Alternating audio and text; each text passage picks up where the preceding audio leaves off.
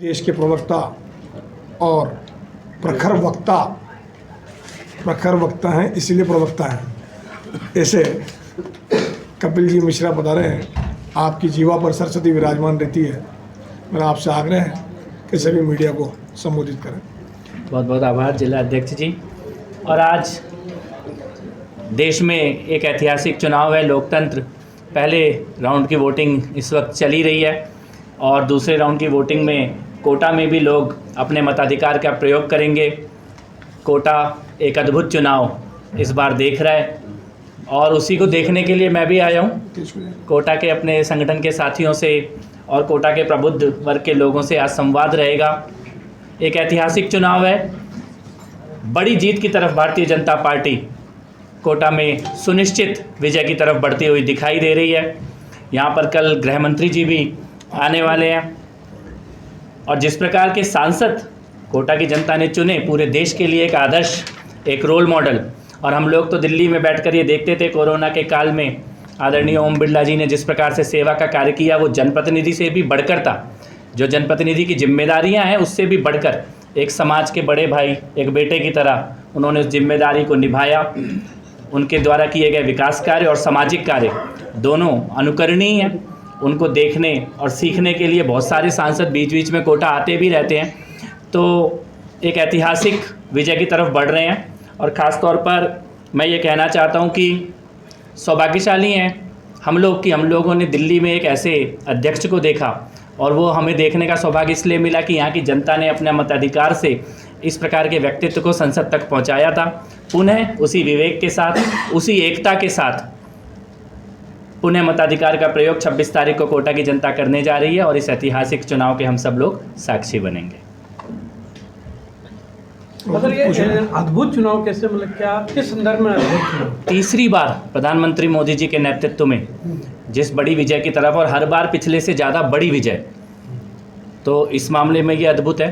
प्रधानमंत्री जी के पीछे जो जन समर्थन है और जनता का जो कनेक्ट है मोदी जी के साथ, उस मामले में अद्भुत चुनाव है और बदलते हुए भारत का निर्णायक चुनाव है। जिस प्रकार से प्रधानमंत्री जी ने भी कहा कि इस आने वाले कार्यकाल में हम भारत के भविष्य की नींव रखने का काम करेंगे, तो इन कई पैमानों में इस चुनाव को पूरा विश्व देख रहा है। और जिन लोगों ने, खासतौर पे पत्रकार साथियों ने, जिन्होंने कई चुनावों को पहले भी देखा है, ये एक ऐतिहासिक चुनाव है, भारत के भविष्य का चुनाव है, स्वर्णिम भारत का चुनाव है और उस मामले में इसको एक अद्भुत चुनाव के तौर पर निश्चित तौर पर देखा जा सकता है। नहीं, जो पहले करे थे, पहले जैसे पिछले चुनाव में मोदी लहर थी, उसी वही लहर है या उससे कम? उससे बड़ी लहर, निश्चित तौर पे उससे बड़ी है, इसीलिए उससे बड़ी विजय की तरफ भी बढ़ रहे हैं। और ये आत्मविश्वास है हमारे संगठन का भी कि हम लोग इस बार 400 का लक्ष्य लेकर, अब की बार 400 पार का लक्ष्य लेकर हम लोग इस बार चल रहे हैं। लहर भी बड़ी है, कनेक्ट भी है और जनता को, और साथ में इसमें एक चीज़ मैं और जोड़ना चाहूँगा कि इस वक्त भारत का जो विपक्ष है वो राजनीतिक विपक्ष ना होकर के देश का विपक्ष बन गया, राष्ट्र का विपक्ष बन गया राजनीतिक विपक्ष होने की जगह। तो वो जिस प्रकार की शब्दावली का प्रयोग कर रहे हैं, जिस प्रकार की नीतियों का प्रयोग कर रहे हैं, वो इस बड़ी लहर को और भी बड़ा बनाने में निश्चित योगदान दे रही है। अच्छा, अपन कोटा के संदर्भ में बात करें तो यहाँ किस तरह के फैक्टर्स नज़र आ रहे हैं आपको? क्या मतलब किस तरह के आप लोगों ने फीडबैक भी ले रहे होंगे, किस तरह के फैक्टर आ रहे हैं? ये कांग्रेस पार्टी को तो यहाँ अपना उम्मीदवार भी नहीं मिला, यही सबसे बड़ा फैक्टर है अभी तो। और उधार का उम्मीदवार लेके उधार का चुनाव कांग्रेस पार्टी यहाँ लड़ रही है। और ये बात तो निश्चित तौर है कि कोटा के लोगों को भी पता है कि किस प्रकार का ये चुनाव है। एक तरफ राष्ट्रीय स्तर का नेतृत्व है, समाज सेवक नेता कम और समाज सेवक ज़्यादा, इस प्रकार की छवि है, जनता से जुड़े हुए हैं, प्रधानमंत्री मोदी जी का नेतृत्व के साथ खड़े हुए हैं।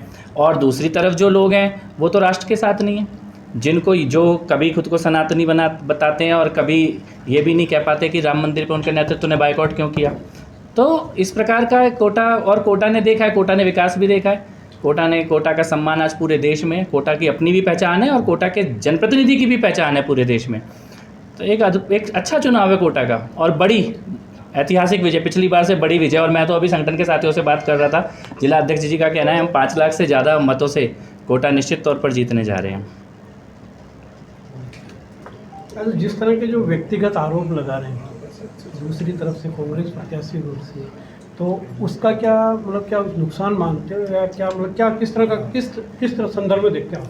नहीं देखिए, वो उनकी छवि को सब लोग जानते हैं ना, पहले से पहचानते हैं। जनता जानती है कि पत्थर फेंकने वाला जो है, वो पत्थर फेंकने वाले की नीयत क्या है, वो जनता जानती है। तो जनता आज जान रही है, उससे पहले जब भाजपा में थे उस वक्त जो पार्टी के लिए काम करते थे, आज विपक्ष में गए, वो आरोप लगा रहे कि 10 साल का जवाब दे, उसमें क्या है? जवाब दे देगी जनता 26 तारीख को, और 4 तारीख को परिणाम भी सामने आ जाएगा, और उसके बाद वो पश्चाताप करेंगे, ये भी निश्चित है। लेकिन ठीक है, वो जिस प्लेटफॉर्म पे वो खड़े हैं, वहाँ पे गाली देना, पत्थर मारना, आरोप लगाना, इतना ही बचता है वहाँ पे उस प्लेटफॉर्म पे जहाँ वो गए हैं, तो उतना ही उनको करना पड़ेगा। जो वो पहले बोलते थे भगवान राम के बारे में, धर्म के बारे, उतना भी अगर अब बोल पाएँ तो माना जाएगा कि कहीं कुछ बचा है। सोशल मीडिया का भी जम के इस बार उपयोग किया गया है, उस बारे में क्या? हाँ, सोशल मीडिया का जमकर उपयोग किया गया है। भारतीय जनता पार्टी, खासतौर पर प्रधानमंत्री मोदी जी के नेतृत्व में, हम डिजिटल और सोशल मीडिया का प्रयोग पहले से ही करते आए हैं, और हमारी यहाँ पर जो टीम है, खासतौर पे कोटा की जो टीम है, एक सक्रिय टीम है। अभी हम लोगों का यहाँ की सोशल मीडिया टीम के साथ एक संवाद भी होगा, और सोशल मीडिया के माध्यम से जन संवाद भी, जनता की भावनाओं को जानने का कार्य भी, और भविष्य के लिए कोटा का क्या विजन होगा, लोग जो संदेश दे रहे हैं वो सांसद जी तक पहुँचाने का कार्य भी किया जा रहा है। अच्छा, जाति फैक्टर इस चुनाव में कितने बिल्कुल भी नहीं है। जाति फैक्टर पूरे देश में ही नहीं है, और जाति फैक्टर नहीं है, सभी जातियों की एकता का ही तो परिणाम है आज राम मंदिर बन गया। एकता का ही परिणाम है कि 370 हट गई। एकता का ही परिणाम है कि हम 400 सीट के लक्ष्य को लेकर चल रहे हैं। तो जातिगत राजनीति से ऊपर उठकर देश प्रधानमंत्री मोदी जी के लिए वोट करने जा रहा है, तीसरा कार्यकाल उनको देने के लिए जा रहा है। और अगर कोई जाति पाति की बात भी करे तो वो सबको पता है कि फूट डालने की कोशिश वही करता है जो अंत में समाज में बंटवारा चाहता है। राम मंदिर जो निर्माण हुआ वो कितना असर डालेगा? सबने देखा ही है, राम मंदिर एक भारतीय जनता पार्टी के ही नहीं, पूरे हिंदू समाज का, भारतीय समाज का लगभग 500 साल का सपना था जो पूरा हुआ। और अभी जो परसों रामनवमी गई है, पहली बार 495 सालों के बाद पहली रामनवमी है जब रामलला अपने मंदिर में विराजमान है। और क्या अद्भुत सूर्य तिलक का दृश्य था। और ये संभव कैसे हुआ? ये संभव हुआ जब हम लोगों ने सभी भेदभाव बुलाकर एक होकर निर्णय लिया। तो इस उंगली की ताकत, इस उंगली से क्या क्या संभव है ये जनता को समझ में आ गया है, और उस उंगली की ताकत का ही प्रयोग दोबारा से जनता करने जा रही है 26 तारीख को। सुप्रीम कोर्ट ने कितना लिया हो, इच्छा शक्ति भारतीय जनता पार्टी की थी। सुप्रीम कोर्ट ने कितना भी लिया हो तो 500 साल तक चल रहा है, पर वास्तव में इच्छा शक्ति भारतीय जनता पार्टी की शीर्ष नेतृत्व की थी, जिसकी वजह से भव्य राम मंदिर बना। और 22 जनवरी को वो दिवाली मनी जो 14 साल में राम का वनवास के बाद दिवाली मनती थी। 550 साल बाद पूरे देश सबने में अपनी आंखों से देखा है, कुछ उसमें विवाद लायक है भी नहीं। सर, राजस्थान सरकार भी क्या यूपी सरकार हिंदुत्ववादी बना पाएगी? कानून के माध्यम से यूपी सरकार भी काम कर रही है। योगी जी ने कानून और व्यवस्था का जो रोल मॉडल दिया है, वही रोल मॉडल सभी मुख्यमंत्री, खाली भाजपा के नहीं, बाकी भी उसे कॉपी करने की कोशिश करते हैं। कुछ कर पाते हैं, कुछ नहीं कर पाते। और राजस्थान में कानून व्यवस्था पिछली सरकार में एक बड़ा मुद्दा थी, उसके खिलाफ असंतोष था, और उसको सुधारने की तरफ बहुत तेज़ी से कार्य हो ही रहा है, निश्चित तौर पर हो रहा है, और हो सकता है उससे भी बेहतर यहाँ का रोल मॉडल साबित हो देश के सामने। अच्छा, इस राजस्थान के इस चुनाव में इस बार कहीं दिग्गज चुनाव नेपथ्य से गायब हैं, तो इसके पीछे क्या मतलब क्या मानते हो, नुकसान मानते हो पार्टी को? मैं जानती ही नहीं कौन से दिग्गज गायब हैं। ये पूर्व मुख्यमंत्री जी हैं, पूर्व प्रदेश अध्यक्ष हैं, नहीं, सबको अलग अलग जिम्मेदारी दी गई है। किसी को बैकरूम की जिम्मेदारी है, किसी को फ्रंट की जिम्मेदारी है, सब अपनी अपनी जिम्मेदारी निभा रहे हैं। मतलब ये है कि वो मास लीडर है लेकिन उनको इतना वेटेज नहीं दिया। स्टार प्रचारक नहीं, मेरी जानकारी में ऐसा कोई मुद्दा नहीं है। रहती थी वो वाली भूमिका इस बार मेरी जानकारी में ऐसा कोई मुद्दा नहीं है। मेरी जानकारी में यह है कि संगठन जिसको जो आदेश दे रहा है वो पहले से भी ज़्यादा जोश और उत्साह के साथ उस आदेश का पालन कर रहे हैं। ठीक है, थैंक यू।